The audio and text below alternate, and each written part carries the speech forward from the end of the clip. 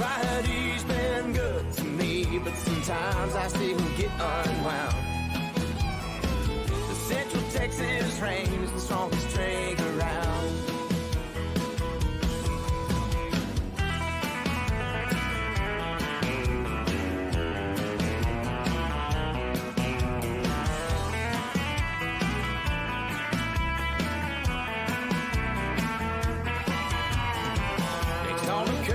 I first got clean, I say hello to some of my friends. I might stop by the Guadalupe Dam, jump in that river for little plans. I can't forget about Luke and Bob, I packed my guitar this time. The picker circle starts right at 3, and playing with them guys gets me high. The Texas Hill Country.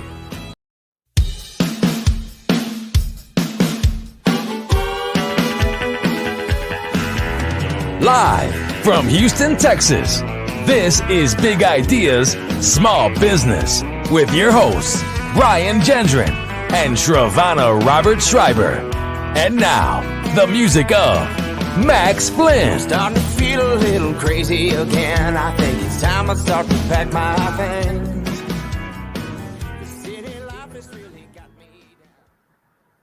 Hey, welcome to Big Ideas, Small Business. This is Brian Gendron. We're this is a show by business owners, for business owners, entrepreneurs, side hustlers. We're here to get you in business and keep you in business. I'm here with the always lovely Shavonnah Robert Schreiber. How are you? I am doing well. So 2 things. I had a moment when I was like, did I spell my name correctly? But I did. And then I was also going to say, I noticed your shirt. I like it. Thank you. I didn't design it myself, but I had this commissioned, and it is our new logo for our comedy club.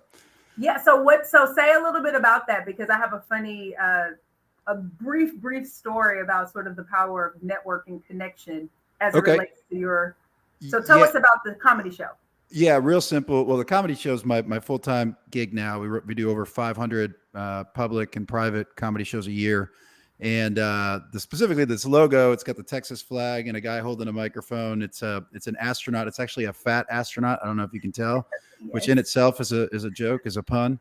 And he's holding up, I guess I gotta move my microphone, but he's holding up the Houston H floating off in space, and he's been all beat up and damaged. So that's the story of it. I had commissioned some guy to do it, and people love it. Word's spreading like wildfire. So a guy I worked with over a decade ago, who's also a comedian, a guy named Neil Rosen, sends me a note Love Neil.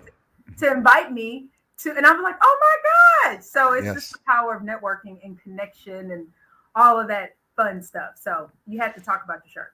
For sure. Well, thanks for bringing it up. You want to bring in our guest? Yeah. So, interestingly, speaking of the power of networking connection, our guest is someone that I actually met through someone else. So again, networking connection, and has turned out to be a great partner for me here at SNR Creative to help us retain some top talent.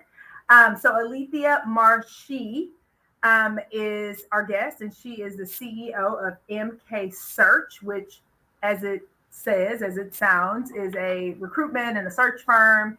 And like I said, someone recommended Elithia to me that had worked with her years and years and years ago. And now I think 3 people, she's helped me find 3 different people here at SNR Creative. So again, the power of networking. So Elithia, welcome. Hi, thank you so much for having me. I'm super excited. We're so excited to have you. So before we get too far into it, you shared with me after I think our second placement a little bit about your story. So you have a very interesting story of how you became the CEO of MK Search. So can you share with Brian and I and our audience a bit more about that? Sure, I'd love to. So my history with the firm spans more than 20 years. So I was in college looking for a position, and I remember seeing in the Houston Chronicle an ad for a receptionist through MK. And so I met with the firm, And back in the day, we used to do the skills testing in the office. So I did my typing test and all that good stuff. And I didn't score so well on the skills testing, but the owner, MK, really believed in me and thought I had a lot of potential. And she placed me with a company that I ended up staying with for 14 years. Oh, wow. And during that time, I became a hiring manager. So my position and responsibilities grew. I was tasked with building out different departments. And so I circled back to MK as my preferred vendor. And she'd send me through candidates. I'd hire two. We were in major growth mode. And we worked that way for a long time until she was approaching her 65th birthday and was looking for an exit strategy. And from what I understand, she just thought I had the right business acumen plus the love for talent acquisition. And so I took this huge leap of faith and left my very, stable position to come work in a producer role. And so that's how I became the CEO. That's awesome. Now, how long has it been that you've been in this role as CEO of MK Search? So it's been 10 years. Wow. It's been a long journey, and I'm a native Houstonian, so I've been through the ups and downs of the economy in the city, but nothing prepared me really for kind of some of the things that we've experienced in the last 5 years, right? Between Harvey and the oil and gas downturn and now COVID. So it's been an interesting time. But what I've learned is that, I've just stayed focused and kept networking, as you talked about the power of networking. And these wonderful opportunities seem to fall in my lap. And about 5 years ago, I was across the hall from another owner of another search firm who pulled me aside and said, I'm also looking for an exit strategy and tell me how this worked. And so we rolled that brand under our umbrella too. And it's been so fun. I've loved every minute of it.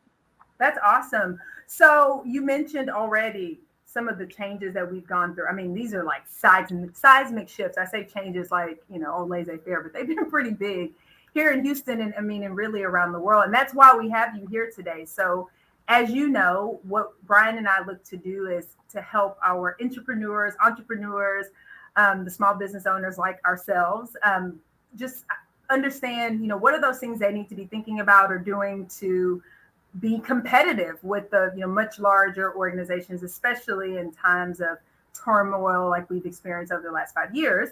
So as it relates to recruitment in particular, and like I said, we've worked with MKS and our creative to find good talent.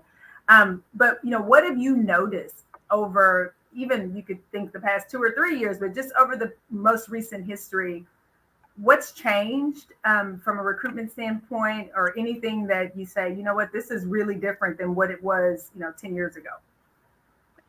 Well, we're definitely in a candidates market. What I mean by that is candidates have a lot of power and control over their search.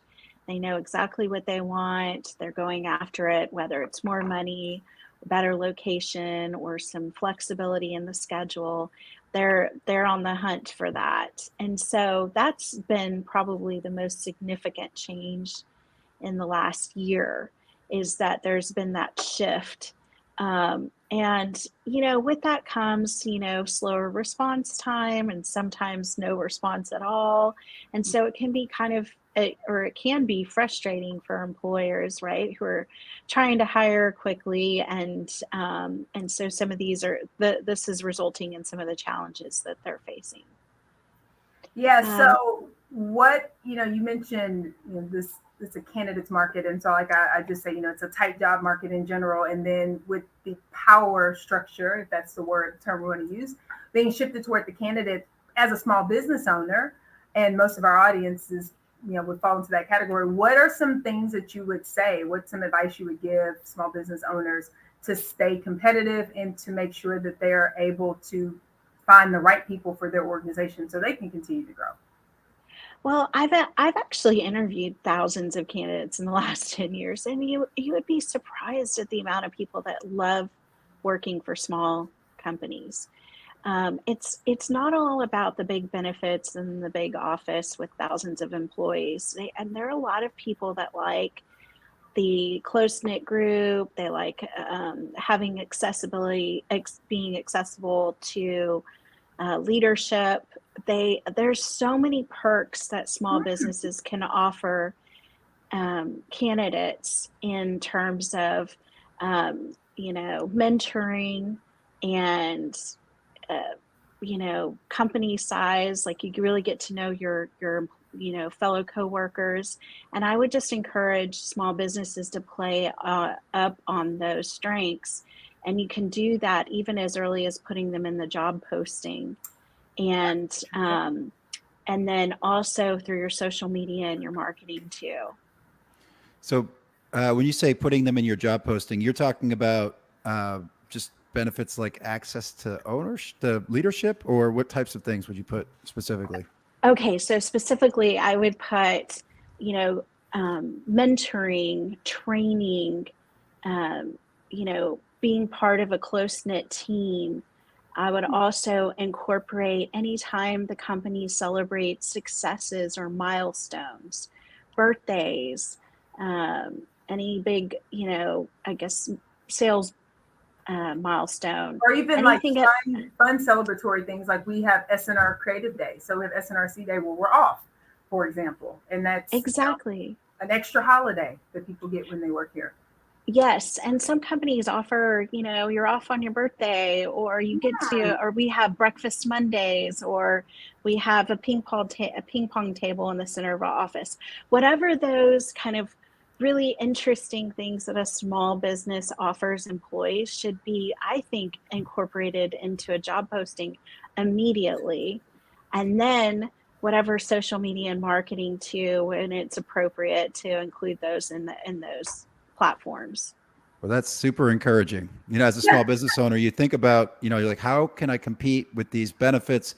As an early business in early stages, I don't have healthcare, can't do it, and all those things. But we're such a fun place to work, and highlighting that can in itself be something that attracts candidates. That's encouraging. And Absolutely. I also think now that, to the point that you made, Elithia, that candidates are looking for more flexibility. And so I think that pairs well some of these interesting, like, fun facts and just things that make your culture at your small business, that may be more important. Because if you want flexibility and you're not necessarily going to work in the traditional sense in an office as people, have been accustomed to anyway, then, some of the things that larger organizations offer they're not relevant anymore. But having, the fun culture that you talk about and you highlight, being off on your birthday, things like that. I mean, that is interesting. And I wouldn't have thought to include those in the job description. But as you were saying it, I was thinking, well, if I read a job description that listed that, I would be interested. That would make me say, oh, I want to learn more about this organization for sure. Right. And, in our industry, we call it the sizzle, right? Including the sizzle in your job posting. But I get to know my clients really well. I do a lot of research. And speaking to the business owner, I ask, why would somebody want to work for your company? And I make sure I include that in my pitch to any candidate, because that's what's going to set you apart from your competition. And sometimes you're right, the competition is a big company that offers big benefits or a big fancy office, or whatever some of those benefits are to working with a large company. And believe it or not, candidates really respond to the fun, the cultural aspects, and the sizzle of a job. Candidates respond to the fun. I like that. That's good. So let's talk a little bit about working with small business owners. So Brian, you just mentioned that. So you think resource constrained, whether it's benefits or time, which is usually time for sure.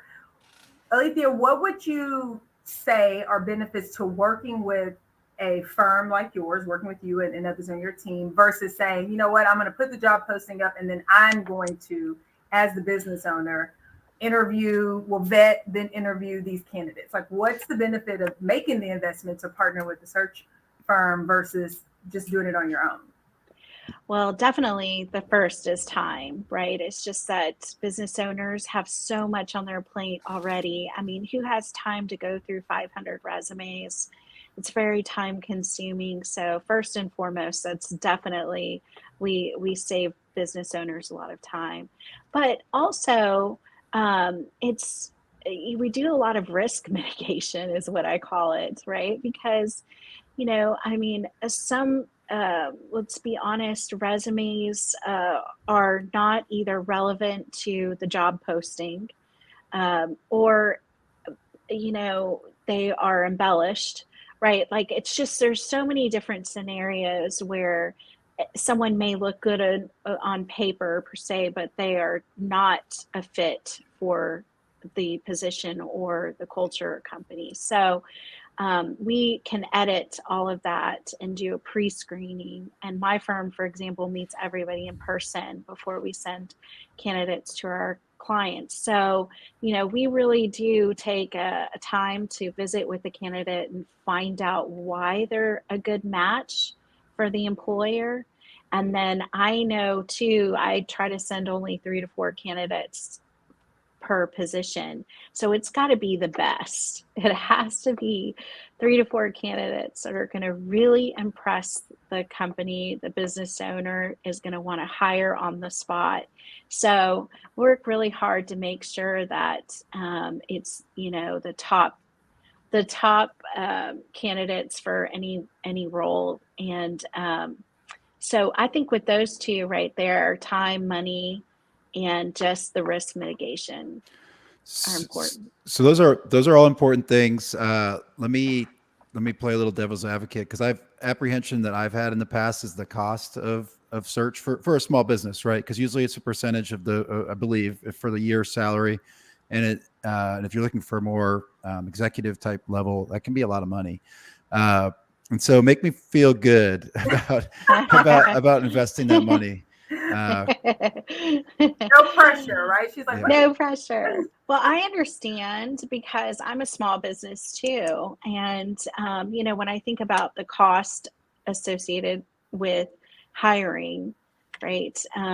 Hiring the wrong person can also be very costly. So there's definitely that to think about. Having a partner to help you identify not only the top talent, but to make sure it's the right hire is very important. So in terms of the impact that it would have on a small business financially, right? I think aligning with a firm that has some flexibility on either terms or, just will work with you in some way to make sure that, this is a long-term relationship, right? So I want to earn your business. I'm going to do a great job for you, but also I want to make sure that we're partners in your growth. And as you grow, I want to be your go-to resource for all hiring. So what can we do so that you're comfortable and reaching out to me and I'm comfortable in supporting you in that growth? And if you find the right partner, I think you can really find somebody that's willing to work with you, not only on the fee, but maybe the payment terms, or just thinking creatively. well, and I'll say that too. I think that, in this environment that we're in, I think, I always say ask, right? Ask for if there are special terms or considerations. I would say if I were giving this advice to someone else, a small business owner that was deciding, I would say, you know what? Talk to, just like Elithia just said, speak to the firm that you're looking to partner with and just tell them the situation, right? Like say, okay, this is where we are, tell them the situation, and then have them help you work out an ROI. Because I know a lot of firms, definitely MK, have terms where, for example, say you make a hire and it's not the right fit, for whatever reason in a certain amount of time, then they'll help you find the next person. Whereas if you go out and do that on your own, to the point that was made about, just a sunk cost, you hire the wrong person, it causes whatever costs it causes, and then you just have to start over again. So I think too, it's like having that conversation. And people may not know that. That's not something that I knew just from the beginning until we start working with MK around basically a quality candidate guarantee. Is that how you would sort of position it, Elithia? Absolutely. You want to make sure there's a guarantee in place. I mean, we stand behind our work, but the last thing I want is for a client to be unhappy with the person that they've hired. It's a lot of business interruption. It's a very costly mishire. So we want to make sure that if it's not the right candidate for any reason, that there is some protection there for clients to come back to us and say, this is not the right person. Can we try again? And we'll replace the candidate. So that's really important to make sure that that guarantee is built in for you, for your protection.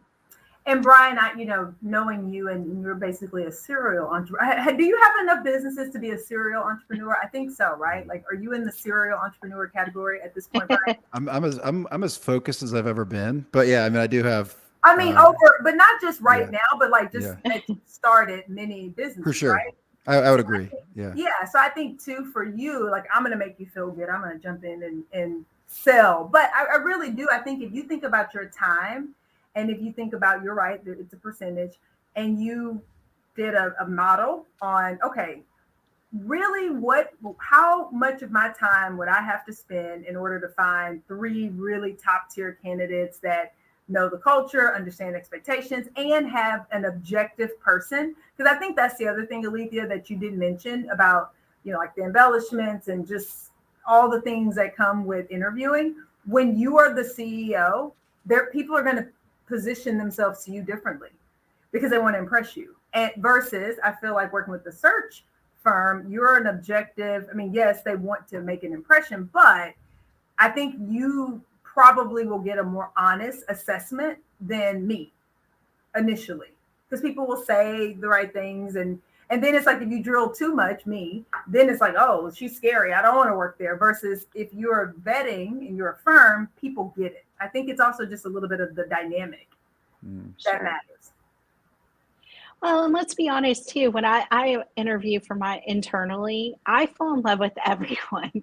I really do want to see the positive, the good in everyone. But that doesn't mean they're the right person for the job. And it doesn't mean it's the right person for the culture. So it's nice to have an extra layer built in there of somebody that is, like Shavonnah said, very objective. That's definitely a benefit to you.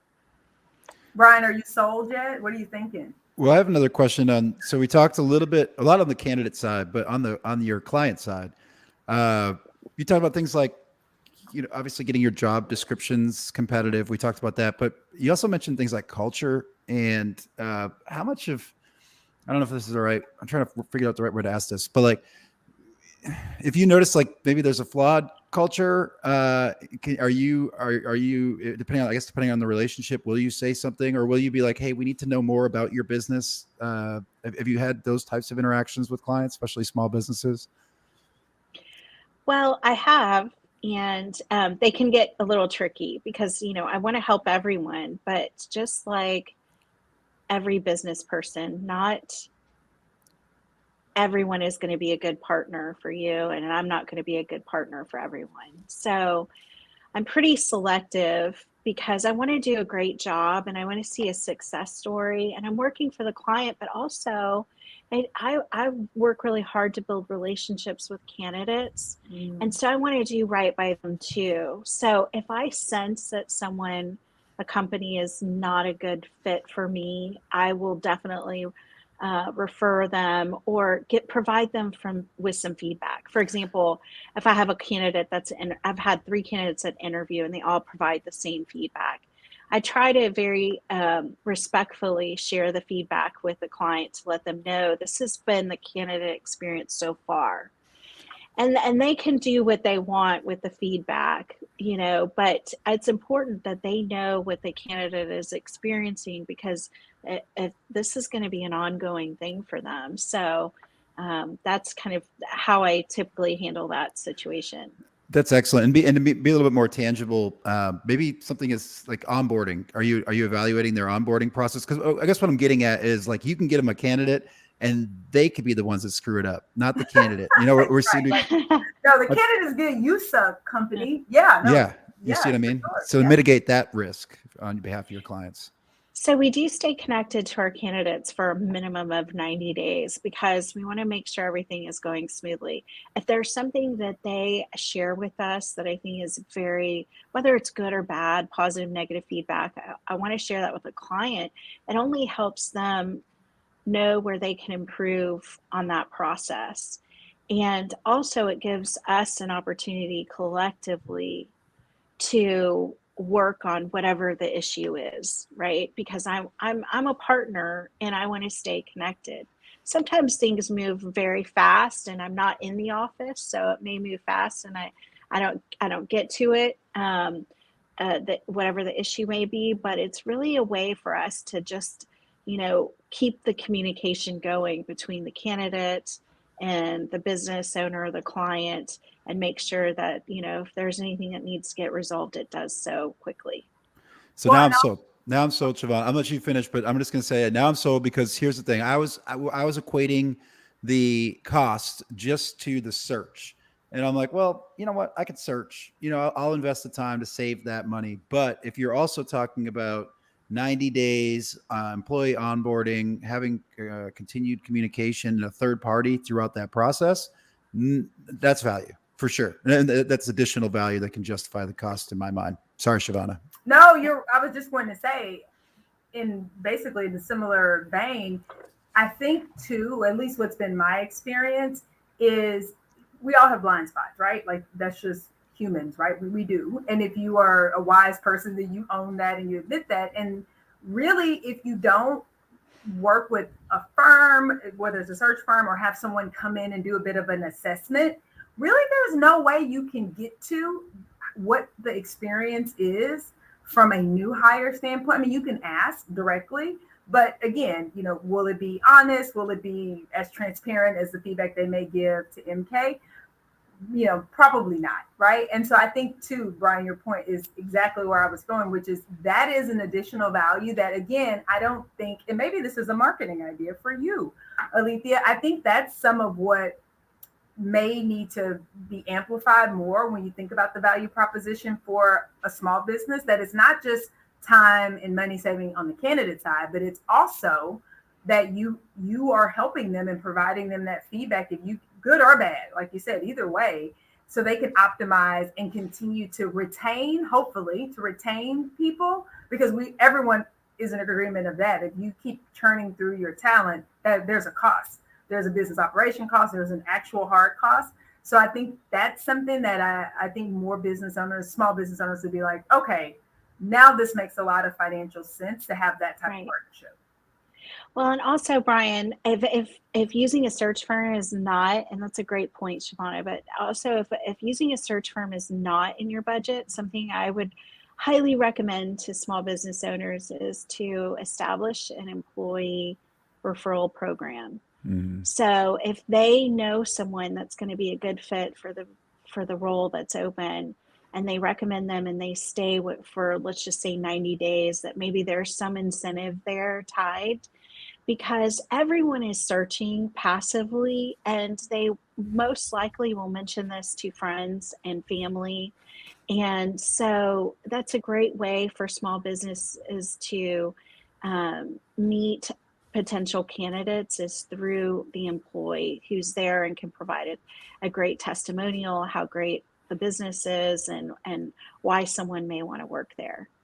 Yeah, that's a very good point. So what would you say, because I mean, not that you have a crystal ball, but I mean, right now it is definitely a candidate's market, but my instinct tells me that's not always going to be true, right? Because everything changes.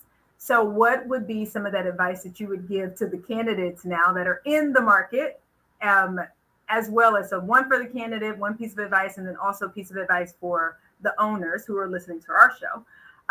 What's something that you would say right now that you feel like is really useful for people to keep in mind? For sure, for business owners, when you're writing those job descriptions to post, I would say not only incorporating the sizzle as to why someone may want to work there is important, but also to be very accurate in the job description.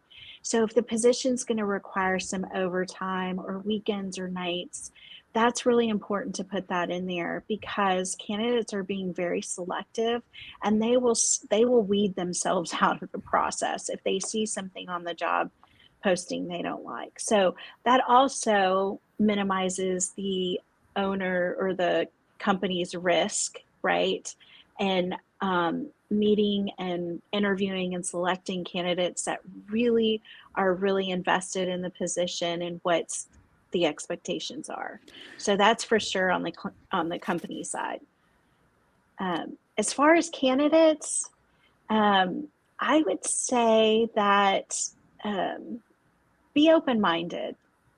It's very important to be open-minded at this point, especially when working for or considering small business opportunities. There's so much learning experience, there's so much mentoring, there's so much flexibility, and maybe you don't have they're not offering as much money, but there's so many other ancillary benefits to joining a small company. So just be open-minded when you're considering all options. That's very good. So how would people learn more about you and your company? Where do they go? And oh, look, Brian, he is so good. He's like, boom, right there. Oh, thank you. That's awesome. Yes. So I can be reached at mksearch.com. We have all our contact information. My personal email is my name at mksearch.com, Elithia at mksearch.com. So we're local, we support local businesses here in Houston. We can also work out of state, but really our niche is in the Houston market. And all types of industries, correct? All industries, all company sizes. We work from a 2-person office to Fortune, 500 companies. We work across industries, and our niche is really administrative, finance, accounting, marketing, sales, and HR. Those are really our verticals that we focus on. Which are areas that every small business probably needs some support in. Brian, any final questions on your side or parting thoughts? No, it's been enlightening for me. Really took down some stigma that I had associated with your field. And you didn't tell me you had stigma before we. Yeah, and I have a lot of friends in search too. Just nobody's been able to put it as eloquently, or maybe they're just not as good as MK. But no, yeah. I mean, in the future, because we're about to hit rapid growth, and maybe we'll work together. I love that. Mm-hmm. I recommend MK for sure, and that is biased because, like I said, we've worked together and we've had some success, some really good success. So I definitely recommend them for sure. Well, thank you so much. Of course, it's been fun. Yeah, well, thanks for joining us, Elithia. Thank you, everybody, for listening. Shavonnah, so good to see you. And likewise. Y'all get out there now and close some business. Awesome. Bye. Well, thank you for having me. Of course. Central Texas reigns the strongest drink I found. Thank you for listening to Big Ideas Small Business.